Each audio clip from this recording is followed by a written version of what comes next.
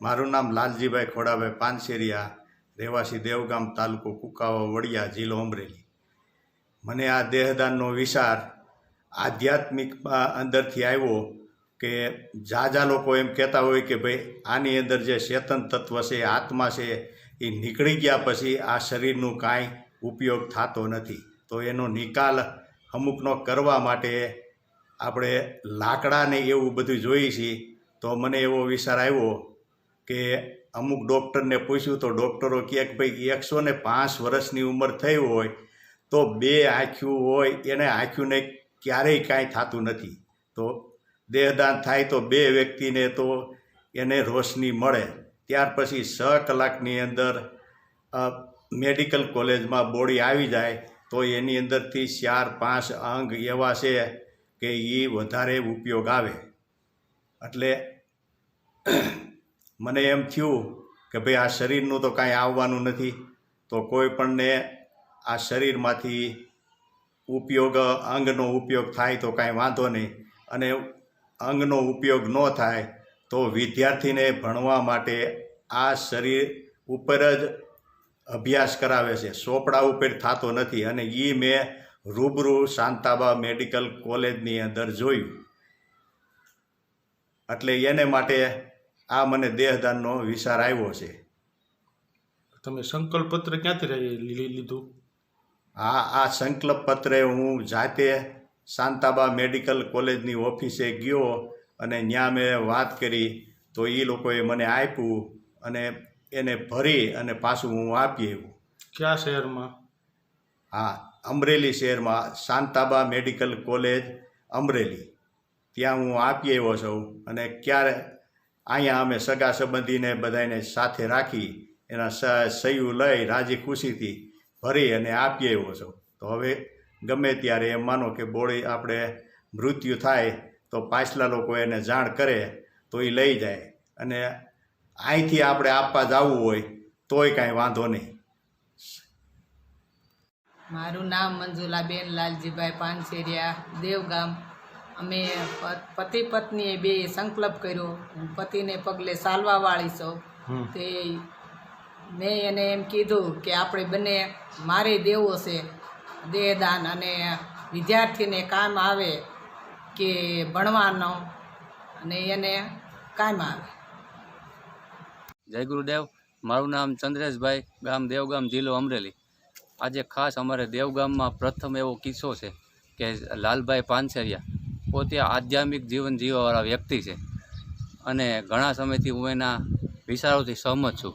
અને લાલભાઈ પાનસેરિયા તથા તેમના ધર્મપત્ની 2 એવો એક સંકલ્પ કર્યો છે કે પોતાનું જે શરીર છે એ નાશવંત છે, ગમે ત્યારે પડવાનું છે. તો શરીરને નાશવંત પડ્યા પછી એમનો અગ્નિ સંસ્કાર અથવા તો બીજા કંઈ પણ નિકાલ થાય છે. તો લાલબાપાને એવો આધ્યાત્મિકમાં એવો વિચાર આવ્યો કે મારે દેહદાન કરવું છે. તો તેણે અમારે નજીક અમરેલી શાંતાબે કોલેજ છે તેમાં 2 માણસે એવો સંકલ્પ પત્ર લીધો છે ડૉક્ટરની હાજરીમાં અને દેહદાન કર્યું છે. ને દેહદાનના ઘણા બધા આપણે જોઈએ છીએ ફાયદા છે. તો તેમાં શકશું કે આંખ પણ કામમાં આવે છે. અત્યારે કિડની, લીવર, હૃદય, ફેફસા આ બધાના ટ્રાન્સપ્લાન્ટ પણ થાય છે. અત્યારે વૈજ્ઞાનિક ખૂબ જ આગળ આવેલું છે. તો એવા લોકોના એમનો દેહદાન કાયમ આવે. અને લાલબાપા પોતે એક દાખલારૂપ છે અને ઈશ્વરને સાક્ષી રાખીને 13 તુજકો અર્પણ, આ શરીર તો ઈશ્વરનું આપને આપેલું છે એટલે 13 તુજકો અર્પણ એવી રીતે એક એણે દાખલો બેહાર્યો છે. અને લાલબાપાના જીવનમાંથી લોકો પ્રેરણા લે અને લાલબાપા સેવાભાવી વ્યક્તિ છે. દેવગામમાં અમારે એક સુંદર પટેલ ભવનનું એક નિર્માણ થઈ રહ્યું છે. તો તેમાં આશરે 2500 વાર જગ્યાના પણ તે પોતે દાતા છે. અને પટેલ સમાજના પોતે લાલબાપા એક પ્રમુખ છે. એટલે લાલબાપાનું માંથી ઘણા બધા આવી લોકો પ્રેરણા લે એવી મારી બધાને અરજ અને પ્રાર્થના છે. જય ગુરુદેવ. મારું નામ રાજેશભાઈ પરસોત્તમભાઈ રાદડિયા, દેવગામનો રહેવાસી છું. દેહદાન એક મહાદાન છે જે લાલજીભાઈની વિચારધારામાં આવ્યું છે કે દેહદાન મારે કરવું છે. એના જીવન પરિવર્તનથી ગામને પણ ઘણો ફાયદો થયો છે. એ પણ પોતાની જમીન પટેલ સમાજ ભવન બનાવવા દાનમાં પણ આપેલી છે અને કામકાજમાં પણ સતત મહેનત પરિશ્રમ અને 8 કલાક દિવસના અગિયારથી હાથમાં લગી સતત સમાજે સેવા પણ કરે છે. આ રીતે લાલભાઈના જીવન પરિવર્તનથી પોતાના પુત્રના અવસાન પછી જે જીવન પરિવર્તન થયું છે એ બીજાને પ્રેરણાલાયક પણ છે કે મોહ ત્યાગ બધું જીવનમાંથી મૂકી દીધું. અને ક્રોધ તો 1 વર્ષથી અમે સાથે કામ કરીએ છીએ, પણ ક્રોધ શું વસ્તુ છે એને ખ્યાલ જ નથી. ગમે તે બોલે હસતા મોઢે જ હોય સતત. નમસ્તે, મારું નામ પાનસિરિયા વિજય વિનુભાઈ, ગામ દેવગામ, તાલુકો કુકાઓ, જિલ્લો અમરેલી. દેહદાન એ મહાદાન છે.